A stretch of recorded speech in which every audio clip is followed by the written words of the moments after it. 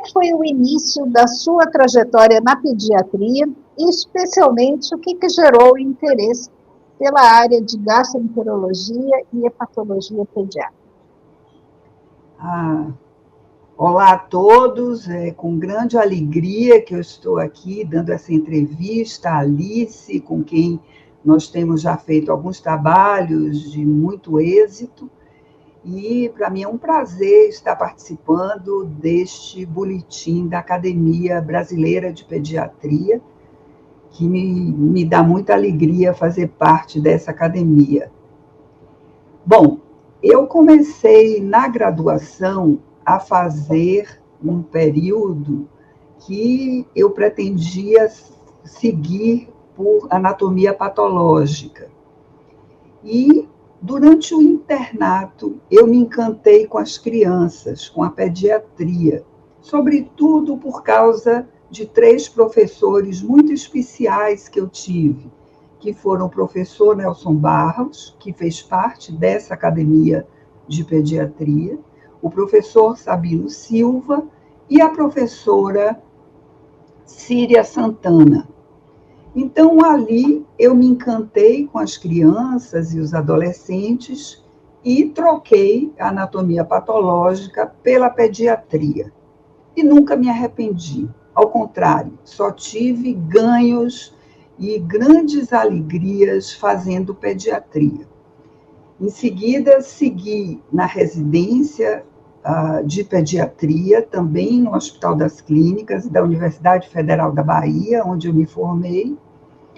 E durante o 2º ano de residência, eu passei um período no serviço de gastroenterologia e hepatologia pediátrica da Universidade Federal do Rio de Janeiro, e daí consegui me aprofundar nessa área e, além de tudo, seguir para o mestrado, sendo orientada por um professor excepcional de gastroenterologia de adulto, que foi o professor Luiz Guilherme Lira, fazendo a tese de mestrado em transmissão do vírus da hepatite B, transmissão vertical do vírus da hepatite B, sendo o primeiro trabalho no Brasil sobre esse tema.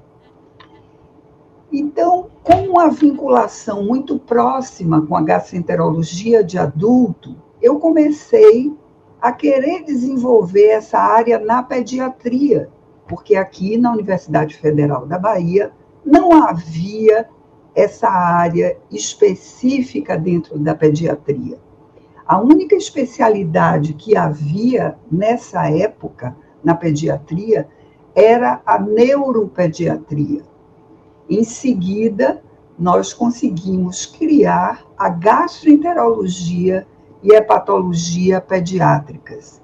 Isso me deu uma alegria muito grande, porque eu havia terminado a residência, começava o mestrado, e nós criamos, então, nos dias de terça-feira, um ambulatório de hepatologia pediátrica, e nos dias de quinta-feira, o ambulatório de gastroenterologia pediátrica.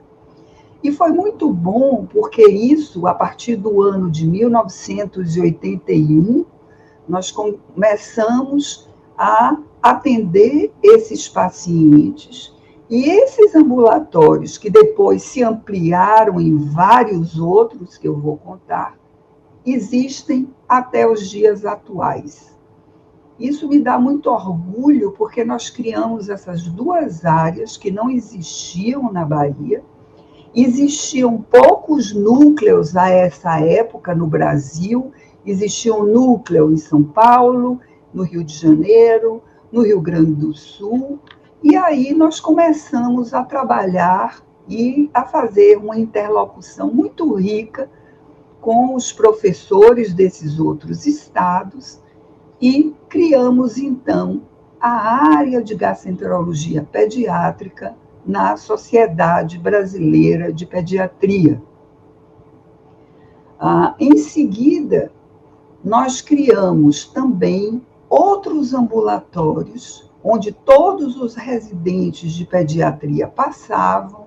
Em seguida, vieram os internos também, passando por esses ambulatórios, até que nós passamos a ter a residência em gastroenterologia pediátrica, com 3 vagas de R1, 3 vagas de R2, que nós mantemos até o presente momento, e formamos muitos especialistas nessas áreas, vindos de outros estados e daqui, do estado da Bahia, né? E criamos outros ambulatórios. Então, hoje nós temos um ambulatório de transplante de fígado, um ambulatório de hepatite autoimune, um ambulatório de doenças inflamatórias intestinais, um ambulatório de colestase, 2 ambulatórios de gastroenterologia pediátrica e um ambulatório de pacientes egressos que são internados no nosso Hospital das Clínicas. Então, veja você que atualmente nós temos ambulatórios todos os dias da semana, de segunda a sexta-feira, visitas à enfermaria com pacientes internados nas áreas de gastroenterologia e hepatologia pediátrica, discussão de casos, sessões científicas, e sempre nós trabalhamos junto também do grupo de adultos, o que sempre nos enriqueceu muito. Então, há uma sessão entre os especialistas de adultos que fazem interlocução frequente com a gastroenterologia e a hepatologia pediátricas. Isso tem sido muito bom, porque tem estimulado novos alunos de graduação, internos, residentes, e também alunos de mestrado e doutorado que atuam nos nossos ambulatórios, não só alunos de medicina, mas também de outras áreas, como nutrição, enfermagem, atividade física e outras especialidades.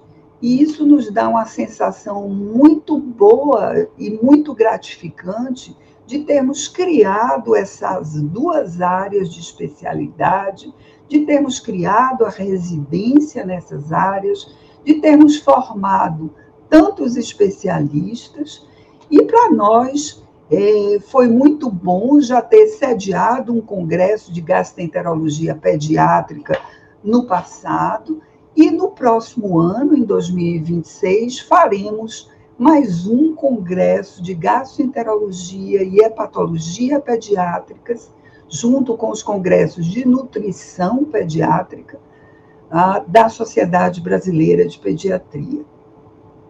Então, a história da criação foi essa. E olhando para trás, assim, o maior desafio para tudo isso, para essa transformação, para essa criação toda? Olhe, o maior desafio sempre foi representado pela necessidade de querer contribuir e aperfeiçoar o serviço de pediatria.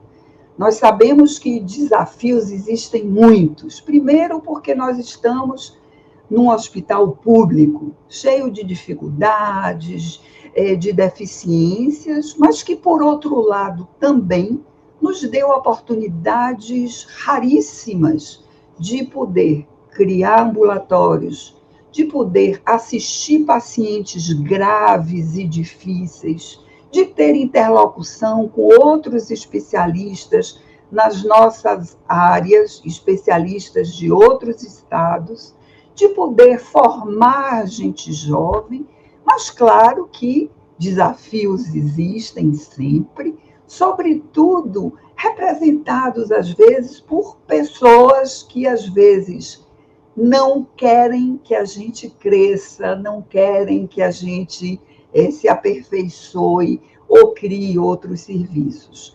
Mas foi muito bom criar esses serviços, porque, em seguida, depois da criação do serviço de gastroenterologia e hepatologia, vieram outros serviços de pneumologia, de a reumatologia, outros serviços e outras especialidades, e a pediatria sempre se beneficiando, crescendo e, sobretudo, beneficiando os nossos pequenos pacientes.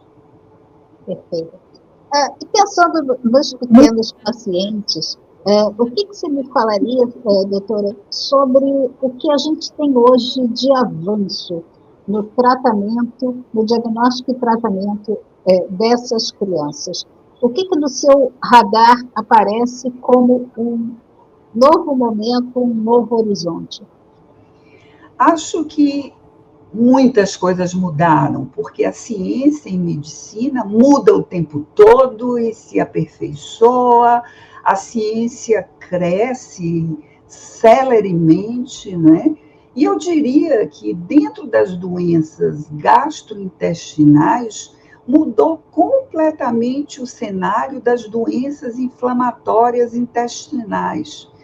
E eu tenho muito orgulho de ter criado esse ambulatório, de continuar nesse ambulatório com os preceptores, com os residentes, com a equipe multidisciplinar, porque o tratamento dessas condições mudou radicalmente. Há alguns anos atrás, nós só tínhamos poucas drogas e corticosteroides, e nos últimos 20 anos, novas drogas apareceram, os imunossupressores, os imunobiológicos, as pequenas moléculas. O tratamento das doenças inflamatórias modificou consideravelmente. Na área de hepatologia, acho que o maior avanço foi o transplante de fígado, que também mudou a qualidade de vida desses pacientes hepatopatas crônicos, não é? E que mudou sensivelmente o tratamento dessas condições. Então, nós tivemos francos progressos, tanto nas doenças gastrointestinais como nas doenças hepáticas, e, para nossa alegria, temos tido a oportunidade de oferecer esses tratamentos aos nossos pacientes pediátricos, desde lactentes até os adolescentes. Então, isso nos dá um significado e uma sensação de gratidão muito grande. Perfeito. A senhora é coautora e autora de livros fundamentais nessa área de gastroenterologia pediátrica. Sim. Como é que surgiu a ideia de organizar essas obras todas e que impacto elas têm na formação do médico, na sua perspectiva? Penso que, dentre os vários livros que nós trabalhamos, ou na editoração, ou como autoria, sobressaem os 5 livros de gastroenterologia e hepatologia pediátricas. Há mais de 20 anos que nós temos escrito livros nessas áreas, são os livros hoje considerados os livros base nessas áreas, e eu ressaltaria alguns deles, sobretudo o que nós temos feito em conjunto com a doutora Cristina, do Rio Grande do Sul, e com a doutora Elisa, de Brasília, porque nós temos, ao longo desses 20 anos, conseguido colocar nesses livros o de mais recente tratamentos, abordagens diagnósticas, reflexões ainda diante de alguns assuntos que nós não conhecemos completamente. E esses livros têm sido referência para concursos, para os especialistas mais jovens que estão se formando no Brasil todo, não é? Isso nos dá uma alegria muito grande. Nós fizemos o último dos livros, em segunda edição, foi lançado agora em 2025. Então, continuamos com essa vontade de compartilhar o conhecimento atualizado, continuamos com o desejo de beneficiar um número cada vez maior de pacientes e de especialistas nas áreas, porque nós sabemos, segundo um escritor que eu gosto muito, alemão, Goethe, que ele diz que, à medida que o conhecimento avança, as dúvidas se multiplicam.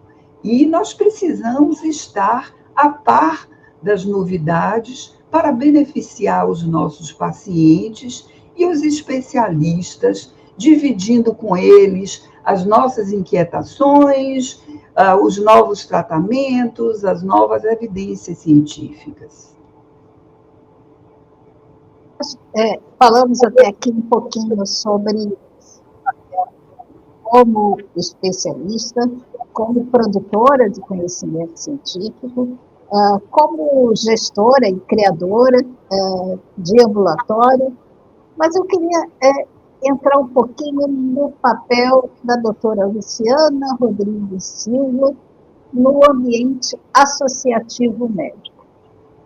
Como é que você começou a participar de entidades médicas? Desde residente, nós começamos, junto ao professor Nelson Barros, a fazer uma ação na Sociedade Baiana de Pediatria, né? E aí eu comecei a participar de congressos e vi o potencial que existia no sentido de estimular os mais jovens, de ouvir os especialistas mais experientes.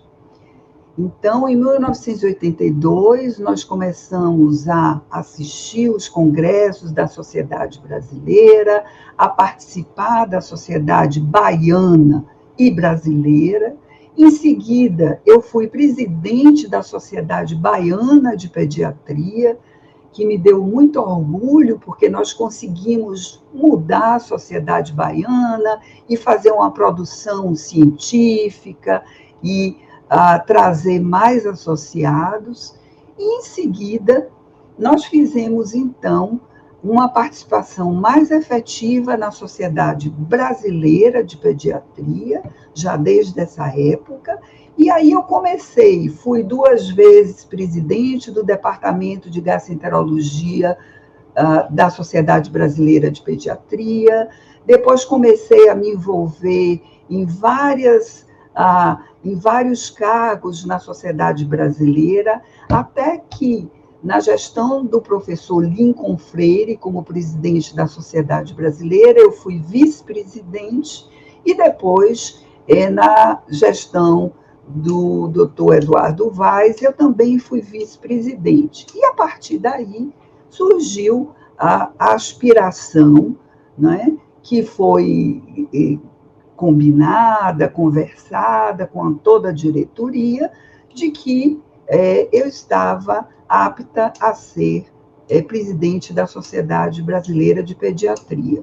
Houve algumas discordâncias nesse percurso, mas, como eu tinha essa aspiração forte, eu tive apoio da maioria dos pediatras do Brasil, e nós seguimos em frente e fomos, então, para 2 gestões como presidente da Sociedade Brasileira de Pediatria, como a primeira mulher, e isso eu gosto sempre de falar, porque a sociedade já tinha mais de 100 anos de existência. Nós sabemos que mais de 60% dos pediatras no Brasil são do sexo feminino, mas nas posições de liderança, habitualmente, estavam sempre os homens. E, então, na minha primeira gestão, nós quebramos esse paradigma e também conseguimos revolucionar a sociedade, fazer uma produção científica muito mais ampliada e rica, modificamos uma série de coisas na sociedade, inclusive o logo da Sociedade Brasileira, nós tem uma história muito bonita, e uma série de outras mudanças que nós fizemos, que também me deu muita gratificação, porque nós conseguimos, pela primeira vez, fazer uma gestão colegiada, onde nós ouvíamos a todos e conseguíamos fazer um caminhar e um percurso diferenciado frente a essa sociedade, que é a maior sociedade médica do Brasil. Eu tive uma experiência observando naquele congresso de Natal, que era o seu congresso de encerramento de gestão, algo que me marcou muito, que foi ver os pediatras. A gente estava saindo de pandemia, né, foi o primeiro congresso, né, após aquele período terrível, e eu vendo as pediatras te parando pelo congresso para fazer fotos, sabe? Não se tratava só do respeito à presidente da sociedade, era uma admiração genuína das pessoas querendo estar contigo. Isso, para mim, ficou muito marcado, sabe? Você sabe, Alice, que até hoje isso ocorre. No congresso do ano passado, isso ocorreu várias vezes, e eu fico muito grata, porque eu acho que, como mulher, nós conseguimos inspirar outras mulheres. E somente as mulheres que têm segurança do papel que elas exercem conseguem inspirar outras mulheres. Isso é muito bonito. E quando eu vejo isso, até hoje, aonde eu chego, as pessoas querem vir me cumprimentar, não só pelo trabalho que a gente fez, mas por toda a luta que a gente teve para chegar à presidência da Sociedade Brasileira de Pediatria.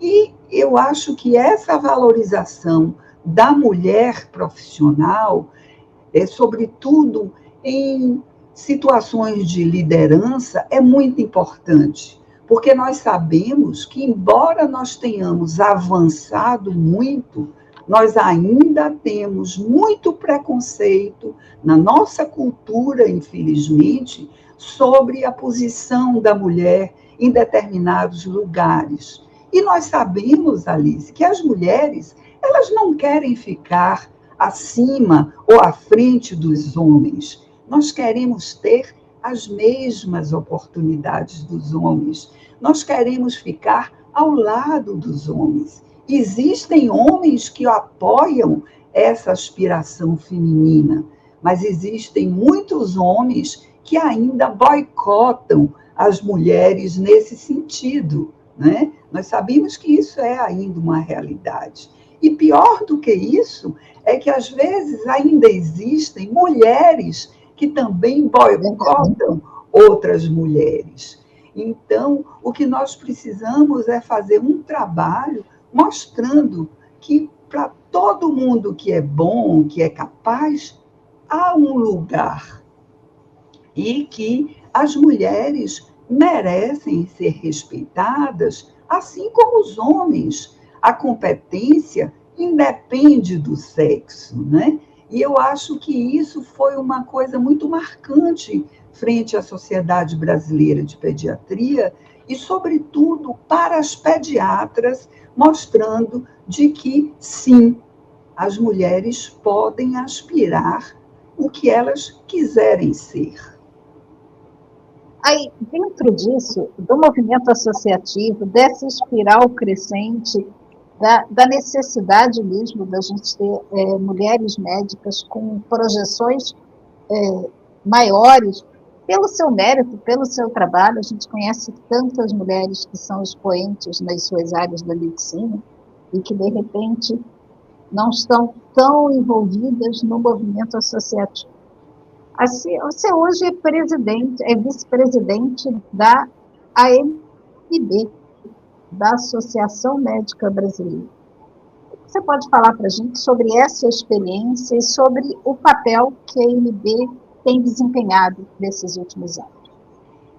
A AMB também tem sido uma experiência muito interessante. E também, pela primeira vez, tem uma vice-presidente mulher. E interessante toda a história dessa nova gestão, como ela foi construída, porque exatamente havia uma corrente na AMB também, que nós fomos contrários, nós dessa gestão, da nova AMB, capitaneada pelo professor César Fernandes, e ele sempre conta que quem o convidou e insistiu para que ele fosse presidente fui eu. Exatamente porque nós estávamos num dilema, algumas pessoas vinculadas e querendo uma nova AMB começaram a discutir e nós identificamos o professor César como presidente e ele insistiu para que eu ficasse ao lado dele como vice-presidente, visto que nós queríamos fazer uma gestão completamente inovadora. E é isso que vem acontecendo. Nós estamos na segunda gestão da AMB e estamos também fazendo coisas que anteriormente a AMB não fazia. Iniciamos um congresso para os médicos generalistas, fizemos alguns movimentos junto às sociedades médicas, existe todo um movimento agora muito forte na AMB, em vista dos grandes problemas que nós estamos enfrentando, com um número muito grande de novos cursos de medicina, sem tanta qualificação. Eu acho que esse é um problema extremamente grave que hoje o Brasil enfrenta e, infelizmente, os nossos gestores não têm tido o papel que nós esperamos e nós temos lutado muito para que a qualidade do médico formado, né, não seja comprometida. Isso tem sido um problema grave. Eu acho que o maior problema que a AMB tem enfrentado nos dias atuais. Mas acho que continuar lutando e discutindo as questões que envolvem a melhor assistência à nossa população é o ponto maior das nossas ideias. Ainda pensando não no movimento associativo, mas pensando nesse papel, na sua presença em entidades institucionais. O que você pode falar para a gente sobre ser membro da Academia Brasileira de Pediatria? Eu acho que ser membro da Academia Brasileira de Pediatria é algo que me dá muita honra. E eu me lembro que, quando eu fui convocada pelo professor Nelson Barros, que era da academia, que foi o professor titular aqui da Universidade Federal da Bahia, eu fiquei muito lisonjeada, e naquela época só tínhamos tido na academia também 2 mulheres, eu era a terceira nessa época, e foi uma honra muito grande ter sido convocada e preparar os documentos para assumir essa cadeira, porque nós imaginamos que os membros da Academia Brasileira de Pediatria são membros muito significativos para a pediatria brasileira. Cada um dos membros são membros que contribuíram de forma bastante importante na formação de pediatras, na formação da ciência da pediatria brasileira, na representação da pediatria ou em instituições, ou em hospitais, ou em associações, enfim, são pessoas que têm tido um valor muito grande para o avanço da pediatria brasileira. Então, estar entre esses membros me deu uma alegria muito grande, muito significativa.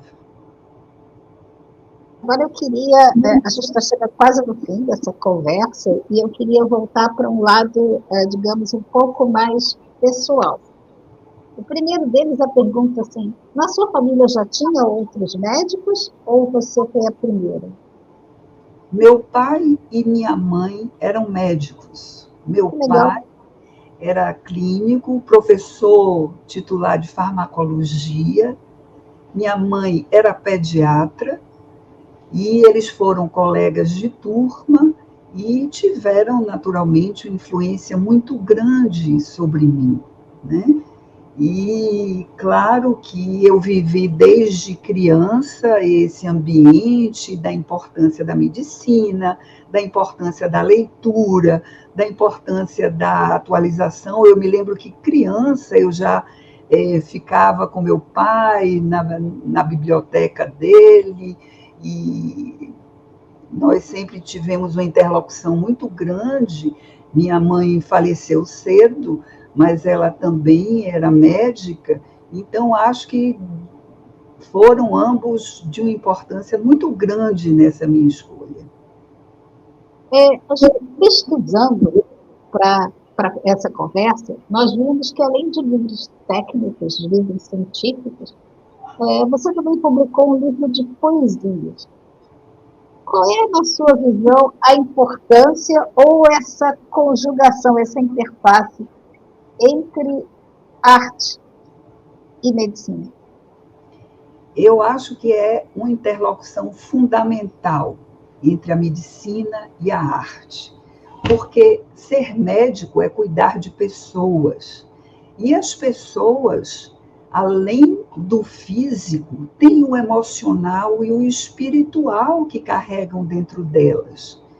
E eu penso que a arte, como dizia Nietzsche, é fundamental. E sem a arte, sem a música, sem a pintura, sem a literatura, a vida ficaria insuportável, Alice. Sobretudo para nós que somos médicos, que precisamos acolher com compaixão a dor do outro que nos procura, a doença, a dificuldade que o outro tem.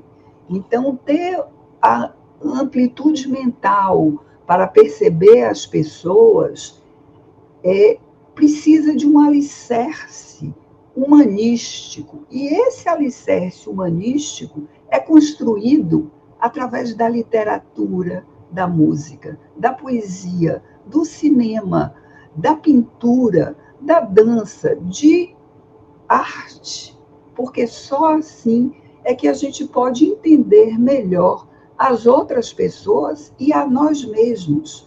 E quando eu comecei a escrever, eu comecei a descobrir outras partes também, né? E me toca muito a literatura, a escrita, a poesia. Eu acho que isso só faz nos enriquecer e nos aperfeiçoar como pessoas. Eu adoro, como alguém de comunicação, que conversa, que convive muito, muito, muito com médico, eu adoro aquilo que eu diria que é o arcabouço de que médicos vocês são. E esse arcabouço vem das histórias que marcam. Tem alguma história que te marque e que você queira dividir com a gente aqui agora, como médica? Eu tenho tantas histórias, é difícil. E qual que vem na cabeça? Eu me lembro de uma especificamente que eu gosto muito, que foi uma menina que eu acompanhei desde pequena, e que ela, mocinha, chegou no consultório com um desenho dizendo que ela queria me abraçar, porque eu tinha dito a ela que daquela idade em diante ela teria que ir para um outro médico, que eu ia conversar com ele por causa da condição que ela era portadora. E ela me disse coisas assim encantadoras, que ela tinha conseguido enfrentar a doença que ela tinha por causa das conversas que eu tive com ela, e que ela estava ali para me abraçar e para me dizer que tinha passado no vestibular de medicina, porque ela queria ser uma médica como eu. Isso foi assim um presente que não tem preço. Pois é dessas coisas que se faz o enfrentar, o combustível para enfrentar todas as dificuldades, né? Com certeza. É como você disse mesmo, o combustível para a gente enfrentar as dificuldades, que são muitas na nossa vida, vêm exatamente daí. Tem outras histórias também, que não daria tempo de colocar aqui, mas que a gente se lembra e vai se superando e vai vivendo, enfrentando as dificuldades com esse combustível, sem dúvida. E, assim, pensando nesse jovem médico, que de repente hoje recebe um monte de estímulos negativos sobre o ser médico, diante de tanta pressão social, diante de tanta dificuldade que tem no mercado. O que você diria para esse jovem que está pensando em fazer pediatria? Qual a tua palavra para ele? Eu acho que eu sempre falo com os residentes que estão se formando, ou os internos que às vezes têm dúvida, tem alguns que às vezes querem deixar o curso, outros que ficam em dúvida se vão ou não para a pediatria. E eu digo, olha, faça a pediatria enquanto você for feliz com essa escolha, porque às vezes as escolhas mudam. E nós temos que nos sentir gratificados com aquilo que nós escolhemos. Então, se essa é a sua escolha, faça e se entregue. Saiba que ninguém sabe tudo, que nós aprendemos todos os dias um pouco, que cada paciente nos ensina algo. Tire um tempinho, uns minutos, todos os dias, quando você chegar do ambulatório, do hospital, e pense, o que foi que eu aprendi hoje? E aí vá colecionando as experiências boas e ruins, porque tanto as experiências boas, mas sobretudo as experiências difíceis, vão lhe ensinar algo. E cresça com isso. Não desista. Enfrente com tranquilidade. Peça ajuda quando for necessário, porque ninguém vive sozinho. Então, acho que o papel de se associar com outros colegas é muito importante para o jovem médico, para que ele possa ver que as aflições que ele tem os outros jovens também têm, né? E que ser um bom profissional, ser uma boa pessoa, não é para mostrar a ninguém, mas para se sentir gratificado com o que se faz. E no momento que você achar que essa escolha não lhe preenche mais, então parta para fazer outra coisa. Mas enquanto você estiver nessa escolha, faça o melhor que você pode. E aí eu gostaria de finalizar, Alice, com um poema de Fernando Pessoa, que é exatamente isso que ele diz. Seja o melhor que você pode ser, dentro do que você é. Perfeito, perfeito. Bom, doutora, eu só tenho que agradecer. A conversa me enriqueceu, e é por isso que eu queria tanto fazer. Um prazer enorme essa oportunidade, e agradeço muitíssimo pelo seu tempo, numa agenda certamente muito corrida. Obrigada mesmo. Eu que agradeço, Alice, é sempre um prazer trabalhar com você. Nós já tivemos várias oportunidades de fazer trabalho juntos, e eu acho que outras oportunidades virão, porque você tem sensibilidade, tem competência, e eu acho que trabalhar com gente assim é sempre um prazer. Muito obrigada pelo convite.